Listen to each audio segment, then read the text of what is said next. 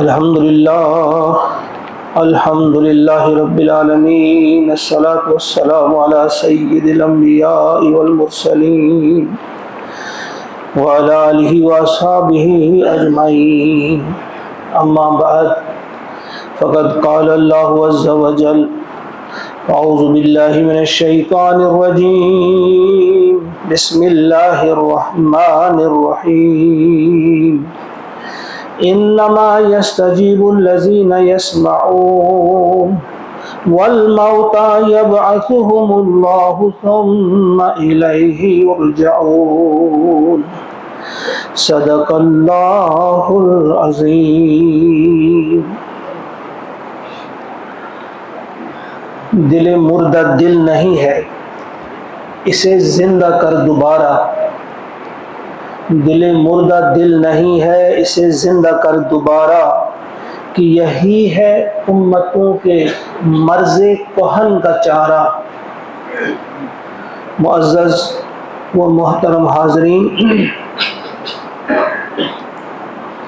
سورہ انعام آیت نمبر 36 آپ کے سامنے پڑھی گئی۔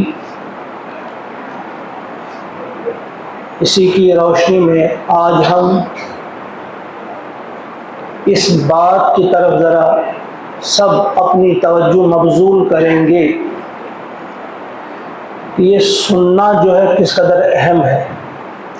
قرآن سننا، احادیث پاک سننا، مواعظ حسنہ سننا، اللہ تعالیٰ اور اللہ کے نبی محمد عربی صلی اللہ علیہ وسلم کی ہدایات پر دھیان دینا، تفکر اور تدبر کرنا، اس کی کیا اہمیت ہے، اس چیز کی طرف آج ہم سب تھوڑی سی توجہ اپنی مبذول کریں گے۔ یہ جو آیت میں نے پڑھی سورہ انعام کی آیت نمبر 36 ہے۔ اللہ کا ارشاد ہوتا ہے انما یستجیب الذین یسمعون، بے شک وہی مانتے ہیں جو سنتے ہیں۔ یعنی پہلا قدم، پہلا سٹیپ سننا ہوتا ہے۔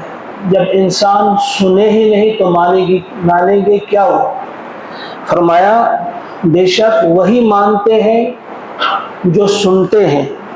والموتى یبعثهم اللہ، رہے مردے اللہ تعالیٰ ان کو اس دن زندہ کرے گا، اٹھائے گا۔ ثم الیہ یرجعون، پھر اسی کی طرف، اللہ کی طرف انہیں وہ لوٹائے جائیں گے۔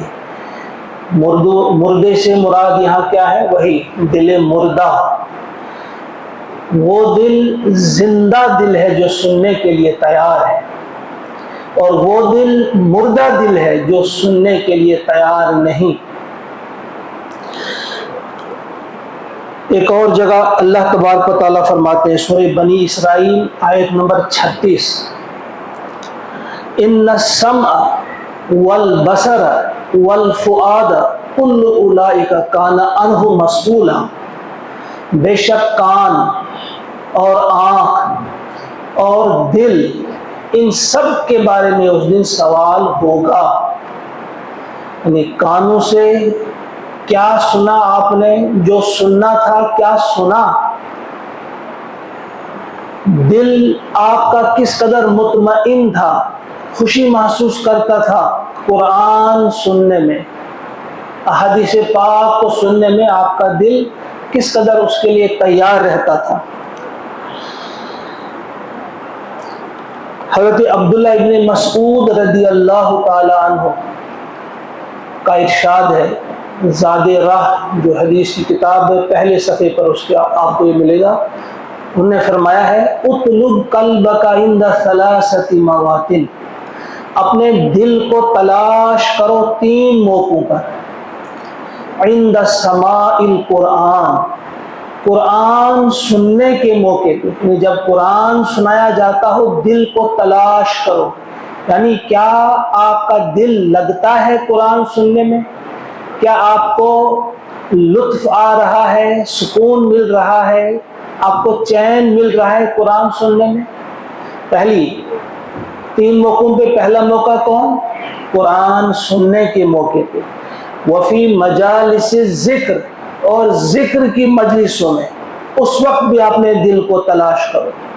اور تیسرا موقع وفی اوقات الخلوہ، اور خلوت میں، جو خلوت کے اوقات یعنی تنہائی میں جب آپ کو کوئی نہیں دیکھ رہا ہو، اس وقت بھی آپ کے دل کا کیا حال ہے؟ کیا آپ کا دل اس وقت بھی اللہ کی طرف مائل ہے، اللہ سے محبت کرتا ہے، اللہ سے خوف کھاتا ہے کہ نہیں؟ یہ تین موقع پہ فَإِن لَمْ تَجِدُوا، اگر ان موقعوں پہ آپ نے اپنے دل کو نہیں پایا، فَاسْأَلِ اللَّهِ، پھر اللہ سے سوال کرو، أَن يَمُنَّ عَلَيْكَ بِقَلْبٍ، کہ وہ آپ پر احسان رکھے، احسان کرے، ایک نیا دل عطا کر کے۔ فَإِنَّهُ لَا قَلْبَ لَكَ، کیونکہ پھر آپ کا دل ہے ہی نہیں۔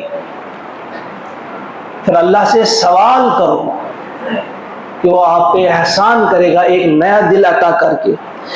اس حدیث پاک کی روشنی میں اور ان آیات کریمہ کی روشنی میں ہم آج تھوڑا سا جائزہ لیں گے اپنے اپنے دل کا۔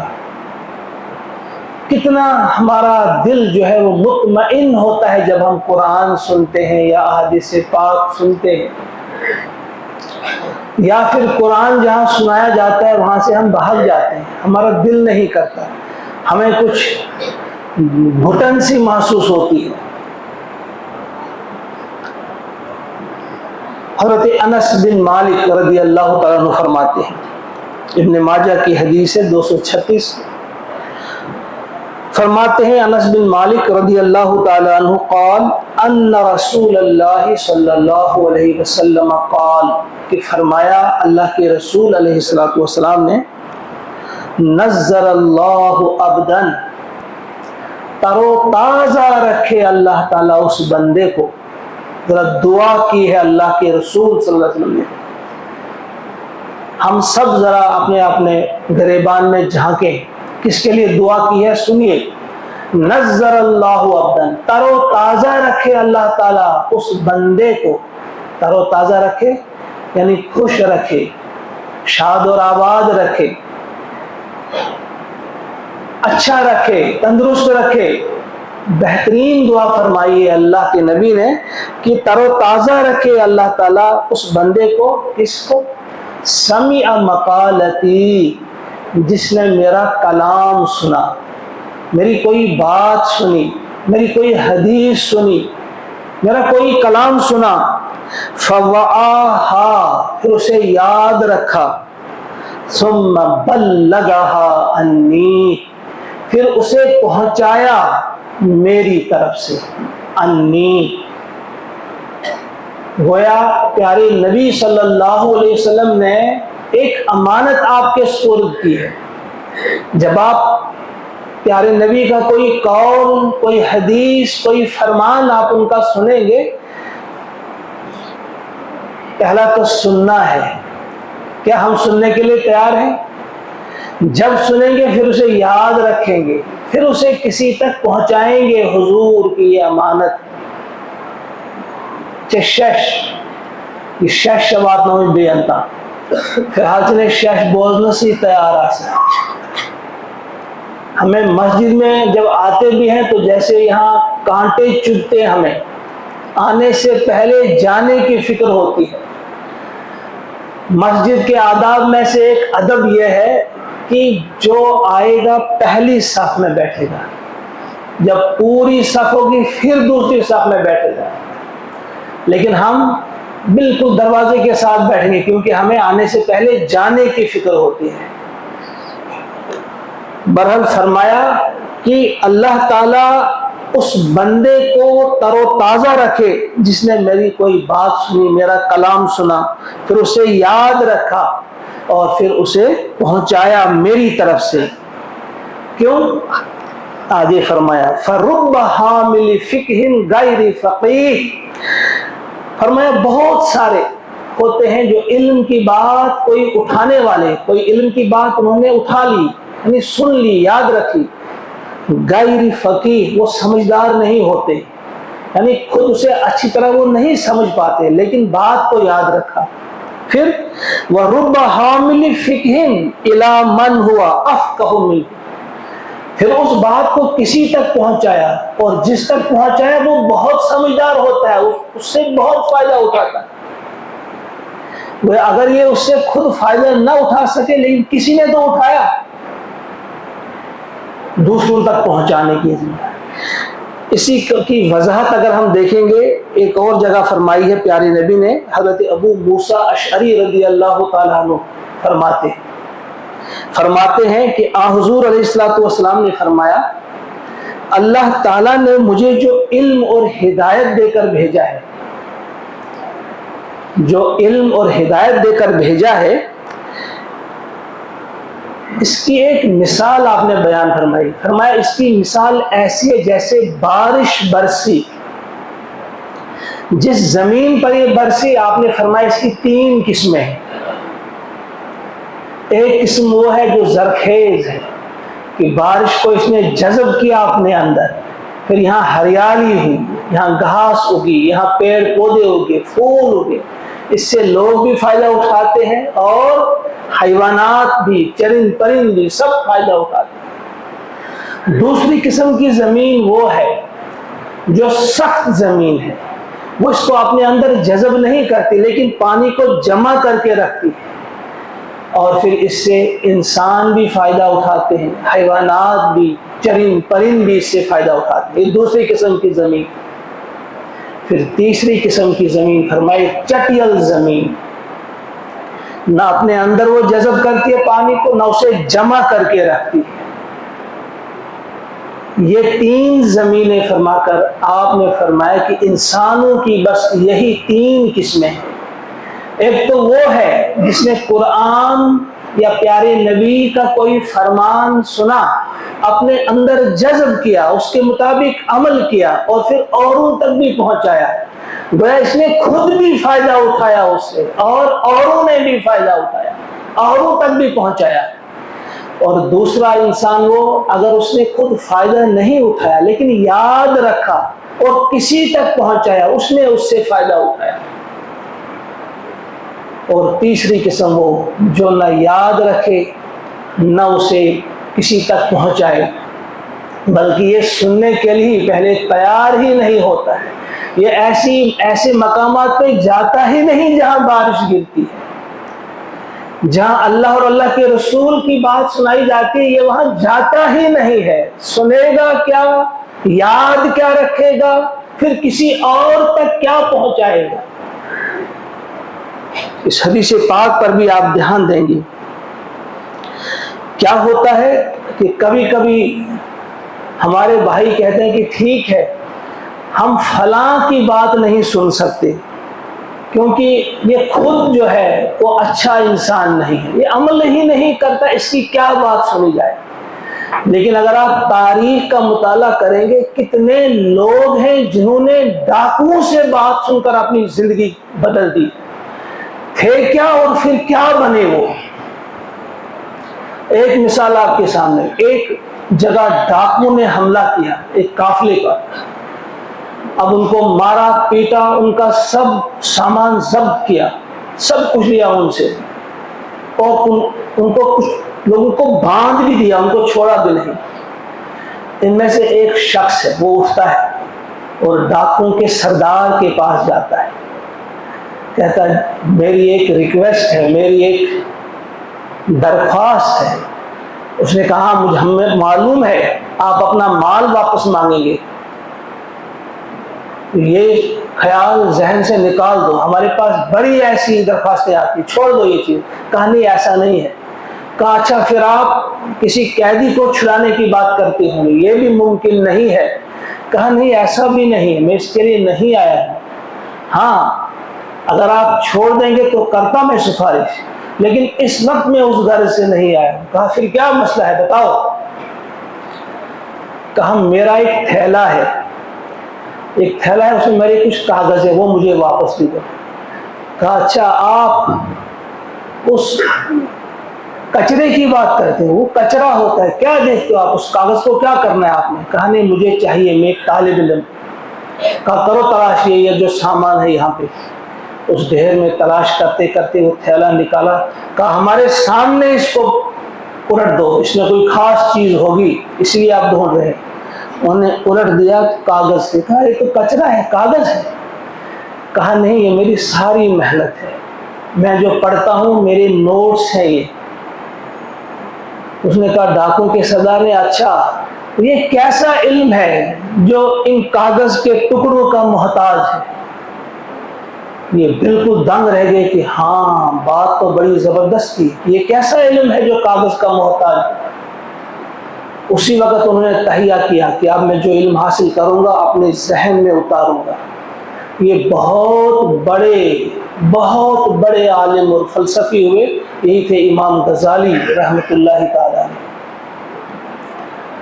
انہوں نے نہیں کہا کہ میں ڈاکو کی نصیحت پر عمل کروں گا، یہ ڈاکو کی بات ہے، بات بھلی ملے کہیں سے بھی ملے، وہ ڈاکو ہو چور ہو کوئی ہو، اگر اس سے بھی آدمی کو اچھی بات ملے اسے اپنانا چاہیے۔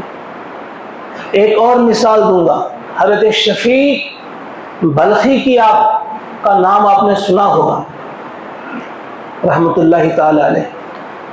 آپ تابع تابعین میں سے تھے، 194 ہجری میں آپ نے وفات پائی۔ قحط سالی کا زمانہ تھا، بلخ میں بہت زبردست قحط تھا، تو آپ بازار سے گزر رہے تھے، وہاں ایک غلام کو دیکھا، وہ ہنس رہا تھا، گا رہا تھا، جا رہا تھا۔ اس کو غصہ آ گیا کہ لوگ جو ہے فاقوں سے مر رہے ہیں، مردار کھا رہے ہیں، زبردست قسم کا قحط تھا، کیا یہ ہنس رہا ہے، یہ کھیل رہا ہے؟ اس نے کہا تو ایک شکل، تجھے یہ عقل نہیں ہے؟ تجھے کیا ہوا ہے؟ تجھے معلوم نہیں کہ لوگ مر رہے ہیں؟ تجھے کوئی فکر نہیں ہے؟ مجھے کیا فکر ہے، میرا جو مالک ہے وہ اتنے گاؤں کا مالک ہے، اس کے پاس اتنا ذخیرہ ہے کہ ہم بھوک سے نہیں مریں گے۔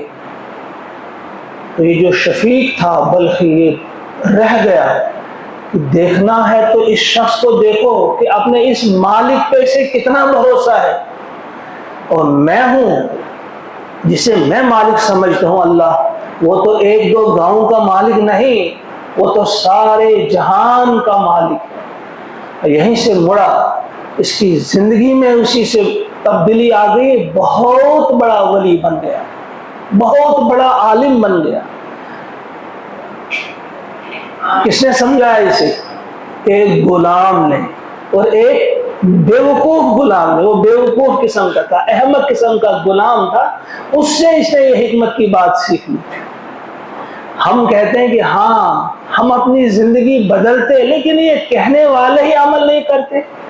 گویا اسیس وارا گاٹن اس واتا وارا دور، مگر ونن ویل انچے تمن چن تگن ونن کے، تمن چن تگن سمجھاؤن کے، بیشن تمن پان تاک پر عمل کے۔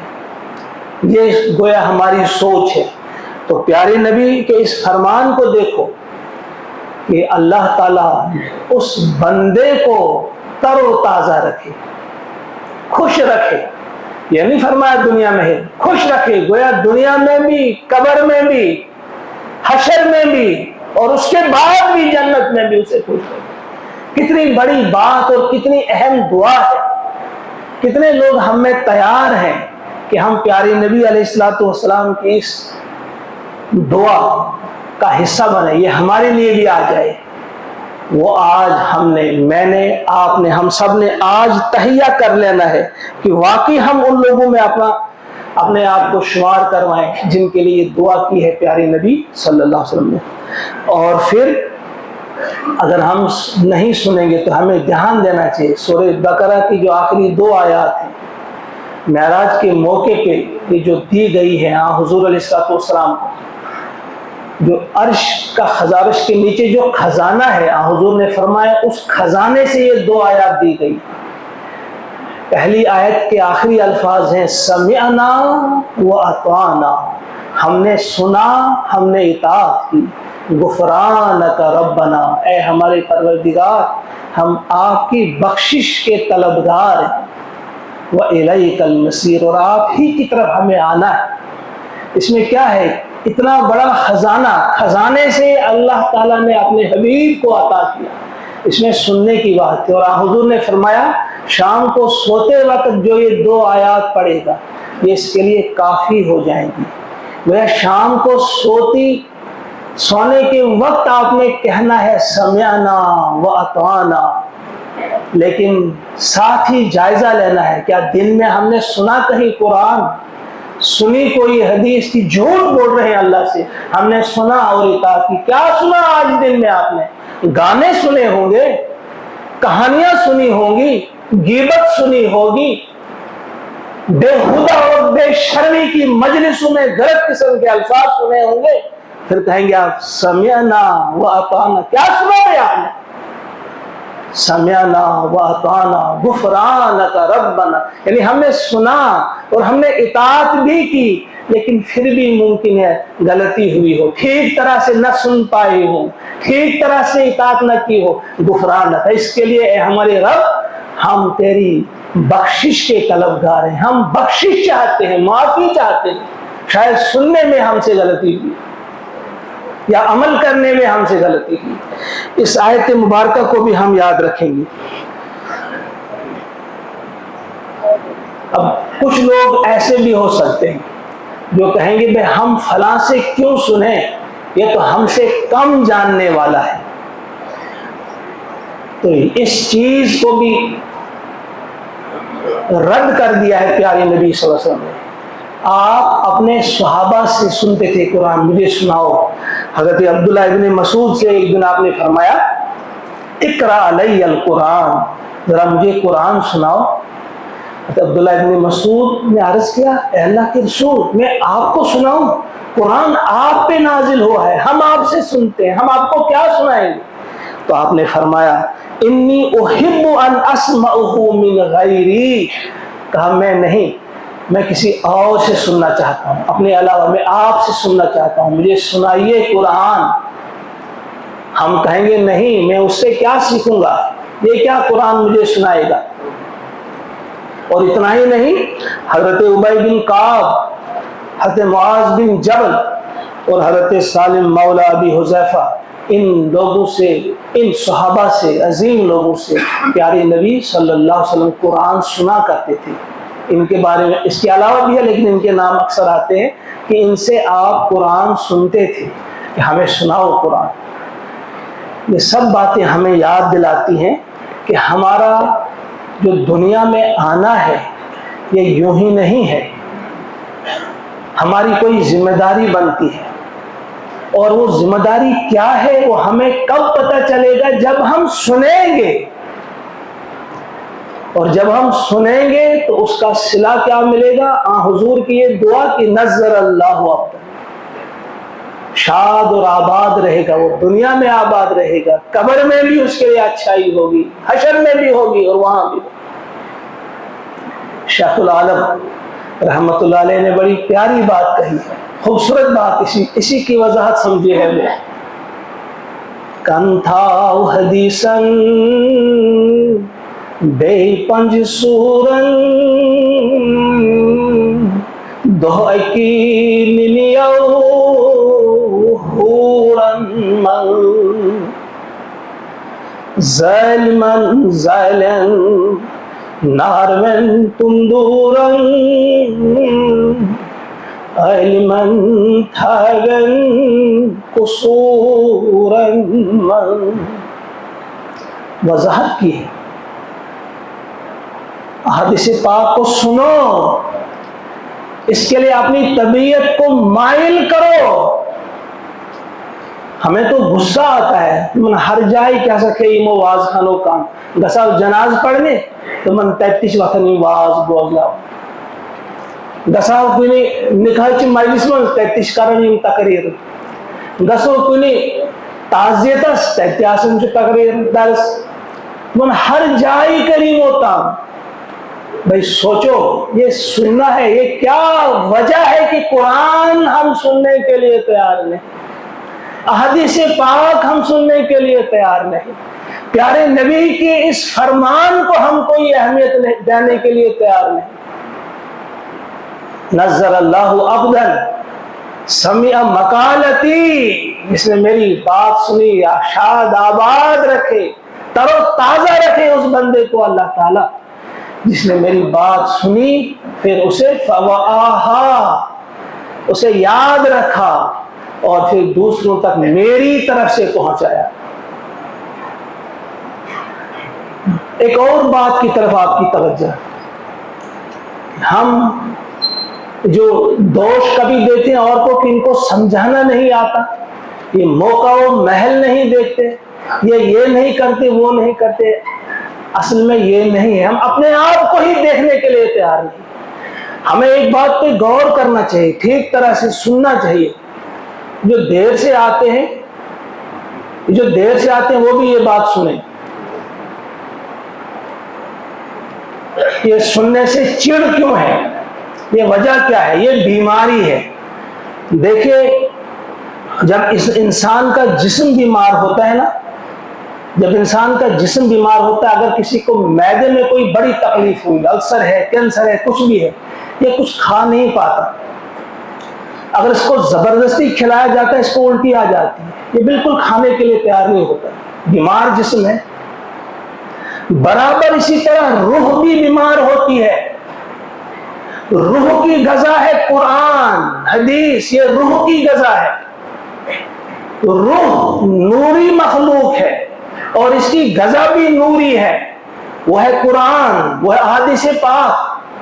جب یہ روح بیمار ہوتی ہے یہ غذا لینے کے لیے تیار نہیں ہوتی، اگر اس کو کہیں زبردستی لیں گے آپ کھلائیں گے اس کو الٹی آئے گی، اس کو غصہ آئے گا، یہ پتہ نہیں لڑائی کرے گا، یہ وہاں سے بھاگے گا، بجائے اس کے کہ اپنا علاج کرواتا ہے۔ یہ اوروں کو کہتا ہے تم ہی بند کرو، مجھے کچھ کھلا، میری روح کو کوئی ضرورت نہیں، میری روح تازہ ہے۔ یہ روح کی بیماری ہے، اس روح کی بیماری کا علاج ہمیں کرنا ہوگا، ڈھونڈنا ہوگا۔ بڑی خطرناک بیماری ہے یہ روح کی، اگر اس کو کوئی کھانا پچتا نہیں، اگر اس کا اپنا جو کھانا ہے، اس کی جو خوراک ہے، اس کو پچتا نہیں تو یہ بیمار ہے۔ لیکن یہ بیماری ایسی ہے جیسے جسم کی بیماری ہے، وہ تو لا علاج ہو جاتی ہے ایک وقت میں، لیکن یہ جو ہے اس کا علاج ہے، وہ اللہ تعالیٰ نے بتا دیا ہے، اس کا علاج ہے توبہ۔ توبہ کریں گے اور اللہ کے سامنے گڑ گڑائیں گے، روئیں گے اور اللہ سے کہیں گے میری کس بات سے آپ ناراض ہوئے ہیں کہ مجھ سے آپ نے یہ سننے کی توفیق چھین لی، مجھ سے آپ نے یہ روح کی جو غذا ہے اس غذا کو استعمال کرنے کی آپ نے مجھ سے توفیق چھین لی، مجھے معاف کر دو، میرے دل کو بدلو۔ دل مردہ دل نہیں، یہ مردہ دل ہوتا ہے، اس کی حیات ہی نہیں ہوتی ہے۔ وہ جو فرمایا آپ اللہ سے دعا کرو کہ آپ کو نیا دل عطا کرے، اللہ تعالیٰ ہمیں نیا دل عطا فرمائیں گے پھر اگر ہم اللہ تعالیٰ سے مانگیں گے کہ ہمیں نیا دل عطا کر۔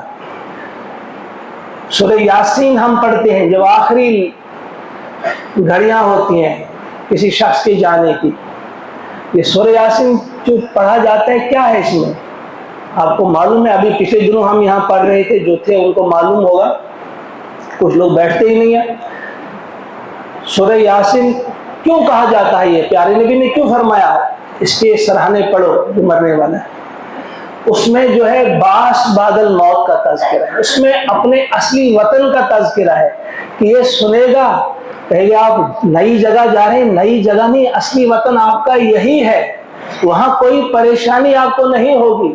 ان اصحاب الجنۃ اليوم فی شغل فاکہون ہم وازواجہم فی ظلال، بہت ساری چیزیں اس میں بتائی ہیں کہ آپ گھبراؤ مت، آپ جہاں جا رہے ہو آپ کا اصلی وطن ہے، آپ کو وہاں ہر چیز آپ کو میسر ہوگی۔ یہ کس کو سنائے گی؟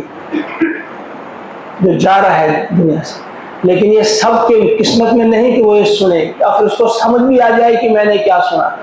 ہم بار بار کہتے ہیں بیٹھو سنو، سورہ یاسین مکمل کی ہم نے، لیکن بہت سارے لوگ نہیں بیٹھے، پھر اس وقت بھی اللہ بچائے یہ توفیق نہیں ملتی سب کو کہ وہ سنے۔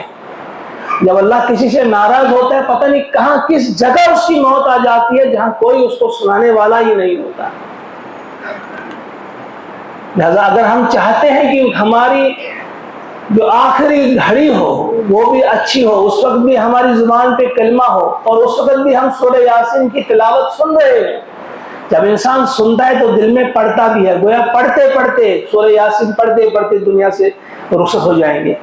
اور پھر یہ چیز کہ یہ بیماری، اس بیماری کا علاج آپ نے ڈھونڈنا ہے اور اللہ تعالیٰ سے مانگنا ہے، گڑ گڑانا ہے کہ ہمیں توفیق عطا فرما کہ واقعی ہم سننے والے بنے۔ اگر ہم نہیں سنے تو پھر وہاں روئیں گے بہت۔ سورہ ملک کی وہ آیت نمبر 10 اور 11 ہے، وَقَالُوا لَوْ كُنَّا نَسْمَعُ أَوْ نَعْقِلُ۔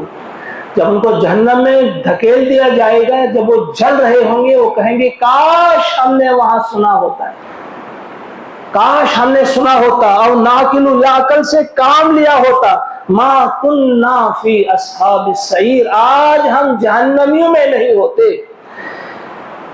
فاعترفوا بذنبہم، اس طرح سے وہ اعتراف کریں گے اپنے گناہ کا، حالانکہ انہوں نے بڑے گناہ کیے ہوں گے، لیکن یہاں ایک گناہ کا ذکر ہے، بذنبہم، ایک گناہ۔ یہ ایک گناہ کیا ہے؟ کیونکہ یہی تمام گناہوں کی جڑ ہے، وہ نہ سننا ہے۔ فاعترفوا بذنبہم، وہ اپنے اس ایک گناہ کا، کیونکہ سنا ہی نہیں، اس پر غور کیا کریں گے، اس پر سمجھیں گے کیا، اور اس پر عمل کیا کریں گے؟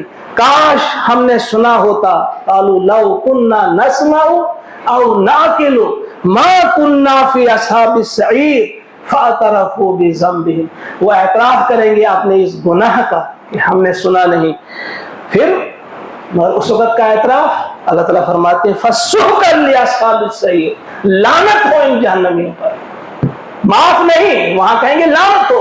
فَسُحْقًا لِأَصْحَابِ السَّعِيرِ، اس لعنت سے بچنے کی اللہ تعالیٰ ہمیں یہی پہ توفیق عطا فرمائے کہ ہم سچی توبہ کریں، پکی توبہ کریں، اور قرآن کو سننے کے لیے، حدیث پاک کو سننے کے لیے اپنے مزاجوں کو آمادہ کریں، اپنے دل کو آمادہ کریں، اور اپنے دل کو زندہ کریں، اور دل کی زندگی کے لیے اللہ سے دعا کریں۔